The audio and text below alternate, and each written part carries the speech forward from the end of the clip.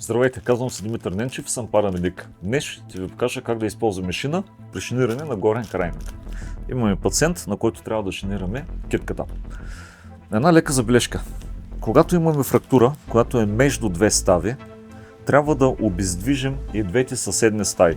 В случая ще шинираме само китка. Подготвяме се една къса шина. Стандартът е 46 см. Подготвяме се и един бинт,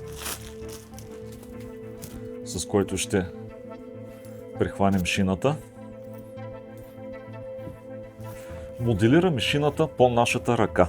Когато имобилизираме китка, хващаме шината смело по нашата ръка.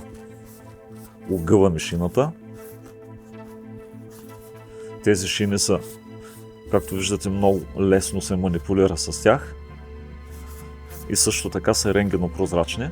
Вече имаме една добре оформена шина.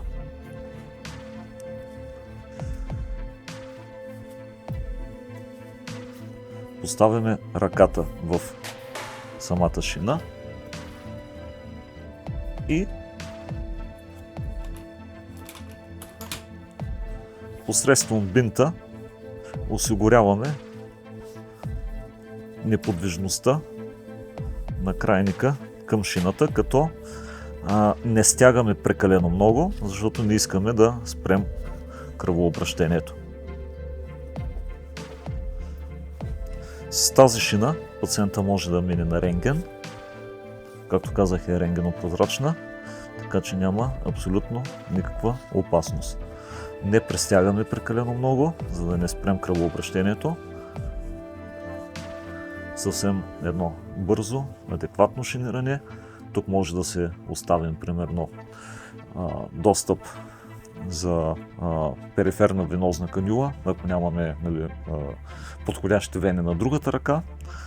И вече можем да кажем, че пациентът е имобилизиран много добре. Както виждате, ръката не може да се движи, т.е. не може да настъпи някакво разместване на костите вследствие на фрактурата, която е получена. Така че този крайник вече е имобилизиран. В следващото видео ще ви покажа как да имобилизирате ръка без използване на шина. Благодаря ви.